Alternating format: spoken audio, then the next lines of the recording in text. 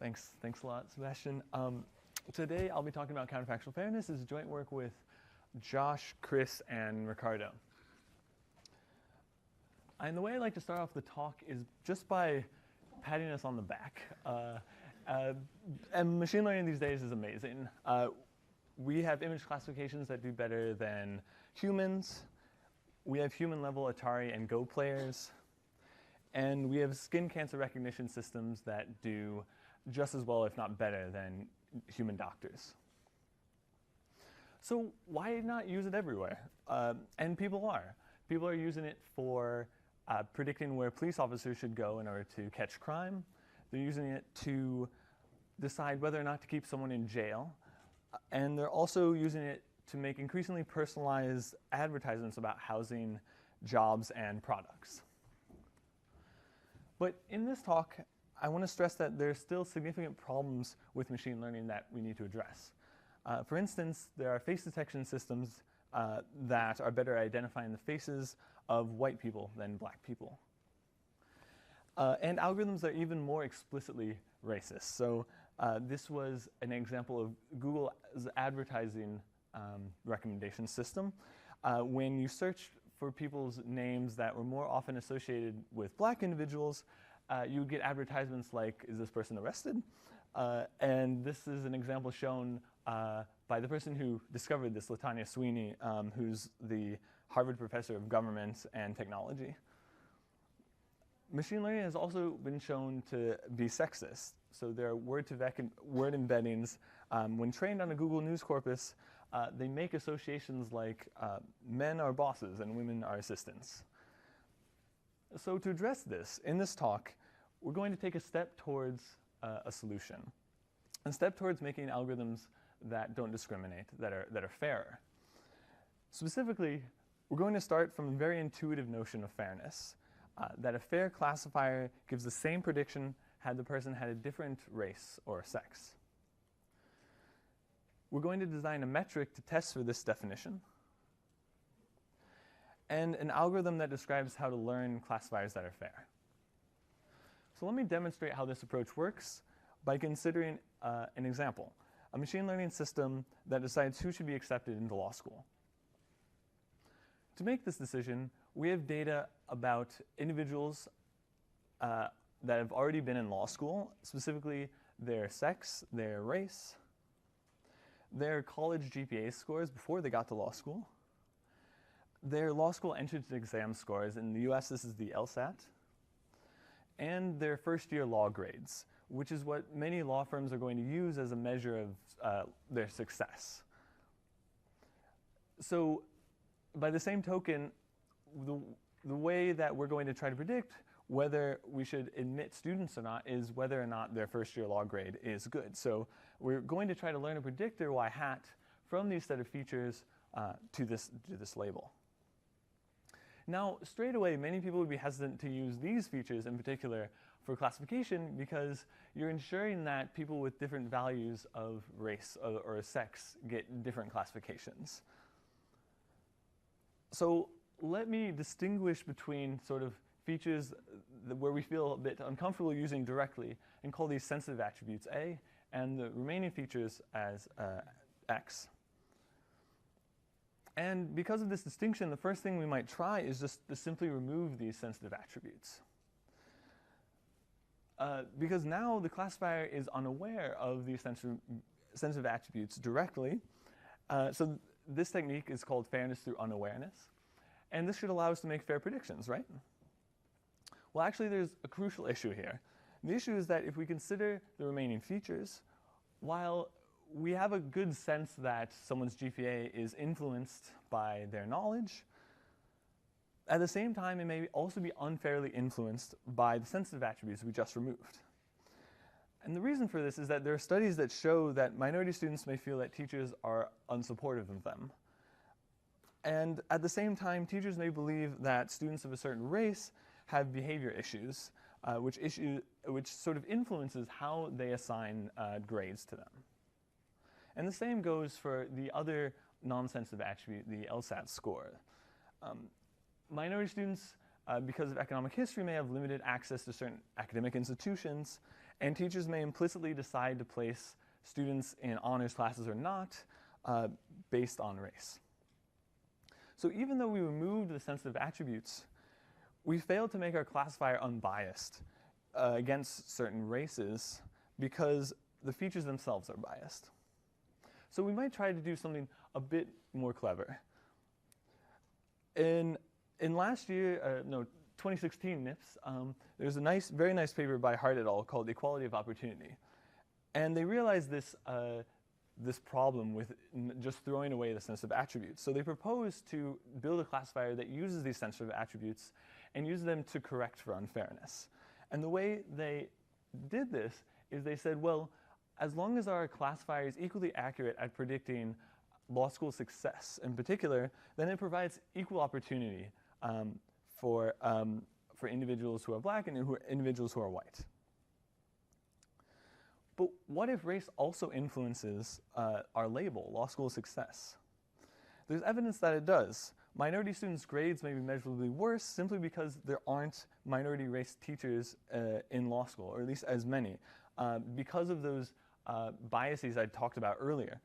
And this sort of causal phenomenon is due to a phenomenon called stereotype threat. So this may lead to this sort of result where we have different acceptance rate, or different good law grades for members in different groups. Equality of opportunity says that as long as we predict these percentages equally accurately, if I have a classifier that gives 34% of black students, it predicts they'll have a good law grade, and 51% of white students, then we're fair.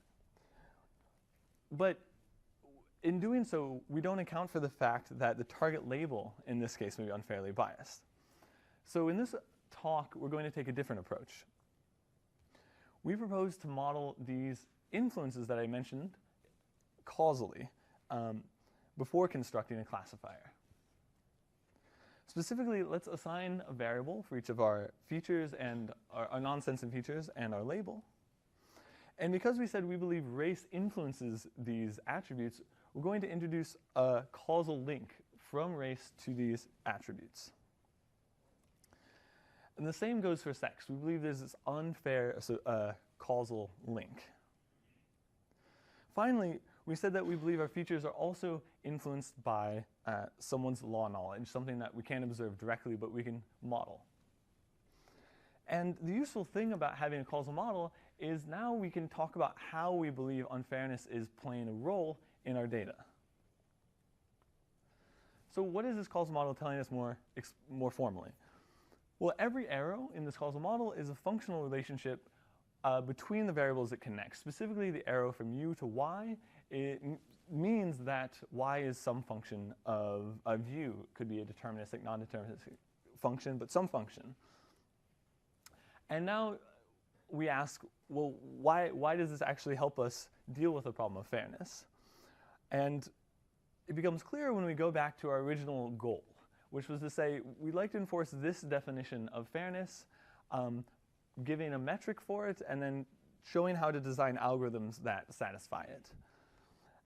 But this definition seems quite tricky because we have to somehow imagine that someone's race or sex had been different. And how can we do that? Well, we can do that using a quantity called counterfactuals. Imagine we have a classifier that uses GPA and LSAT score in order to make a prediction of law school success. Counterfactuals allow us to ask the question, what would have the classifier predicted had someone's race or sex changed? And I'll tell you how that works. It works for any individual using a three-step procedure. In the first step, we just take our causal model, which we believe represents our data, and we compute any unobserved variables in the causal model, in this case, law knowledge u. And this is what u looks like for this person. And what I want to emphasize here is that in this model, u describes all of the information in g, l, and y that isn't described by race or sex. So it's sort of extracting fair information from these variables. Okay, so after we do that, next we're going to imagine that someone had a different race. For instance, imagine that this person had been white. So this is the counterfactual condition. And in the third and final step, we're going to use the structural equations, those equations that are described by all of these arrows in this causal model, the unobserved variable u that I calculated, and the counterfactually changed race in order to recompute all our observed variables, g, l, and y. And let me denote these new variables by this subscript, this counterfactual subscript. And when we do that, we may get something like this. So counterfactuals, what I want to sort of you to take home about this procedure is they allow us to imagine making just a single change to a person and to observe how this change propagates and affects everything else about that person. So let's go back to our goal. A classifier is going to be fair then if it gives us the same predictions on the original data as it does on the counterfactual data.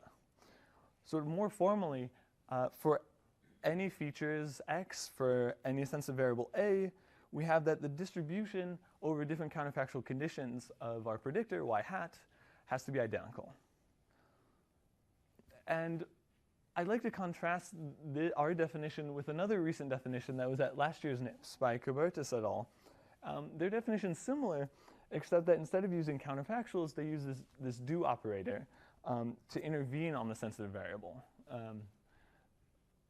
And what this means is that the differences here is that in our definition, we're comparing the same individual with a different imagined version of themselves, according to the causal model, while in their definition, they're sort of grouping all individuals who happen to align on the same observed features. So there's a trade-off. Ours is sort of more specific, but it requires additional assumptions. Now, most classifiers, because these features will often change, won't be counterfactually fair. So how do we go about constructing these sorts of classifiers?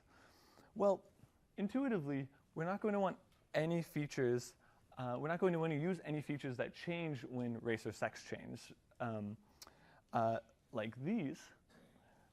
But notice that when we change race or sex, because there's no variables directly going to u, we can use this law knowledge variable. And in general, any features in your causal model which aren't descendants of your sensitive variables you can use, and any unobserved variables to make a counterfactually fair predictor.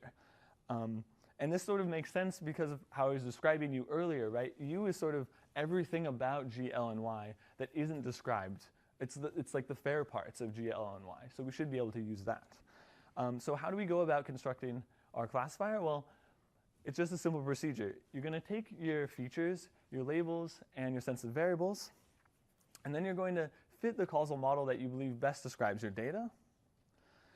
And then for every person, you're going to compute any unobserved variables about them in that causal model. And then you're going to learn a predictor by only learning one on features that are unobserved or that aren't descendants of A. And the final classifier is guaranteed to be counterfactually fair. So how does this work in practice? Well, we demonstrate our method using a data set of US law school students with the features I just described in this running example. And what we can do is we can say, well, if we didn't care about fairness and we used all the features highlighted in red to make a prediction, this is the unfair RMSE we would get. And then as I described before, what we could do is we could remove the sensitive attributes. We'd still have something that's likely unfair because we believe these attributes are influenced by race and gender, and we get this sort of accuracy result. But because we want to make a fair prediction, because we care more about things than just accuracy, we're going to fit a causal model that we believe represents our data, and we're going to, by that I mean we're going to learn all of these weights W and biases B, and we're going to sample unobserved variables U, and then learn a classifier just on those samples. And the cost of achieving this counterfactual fairness is that our predictor has higher RMSE. And this is sensible because we believe that parts of G, L, and Y are biased. They're polluted by race. So when we take away that information from G, L, and Y, we should be less able to predict Y. But because accuracy isn't our only goal, this is the model we propose. But I do want to point out that depending on the causal model that you believe is most accurate, you'll get different results. So this model here, it makes less strict assumptions than the previous, it makes more strict assumptions, excuse me, than the previous model. And because of that, the FAIR classifier will have different accuracy.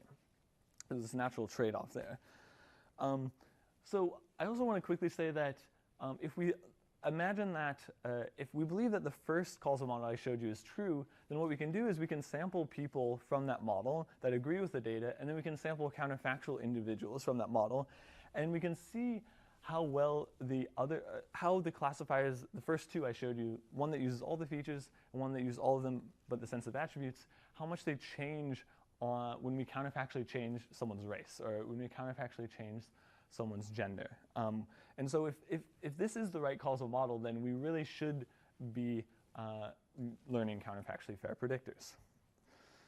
So what I want you all to take away from this talk is that race, gender, sexual orientation, other things could cause machine learning decisions to change unfairly. And our idea to address this was to describe how these sensitive attributes cause unfair decisions by designing a causal model. We then introduced a fairness metric that we called Counterfactual Fairness, which states that a predictor is fair if it gives the same prediction in a world where you had a different race, gender, or otherwise. We then gave a learning algorithm to learn these predictors, and we demonstrated our technique for making fair predictions for law school success. I'd like to thank my co-authors, Chris, who's at Surrey, Josh, who's at NYU Stern, and Ricardo, who's at UCL. And I'd like to thank you all for listening. I'll take your questions now.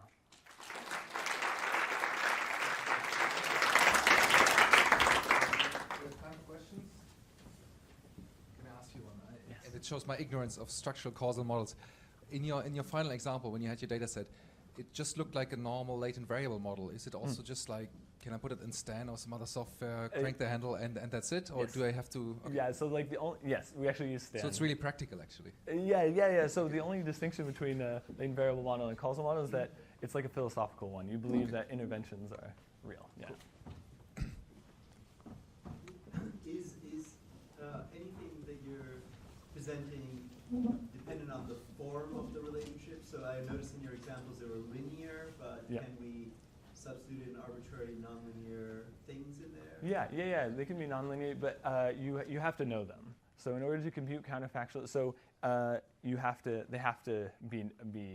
You can learn them, but they have to be explicit. Yeah, but they could be nonlinear, sure. As long as you can do inference. Exactly.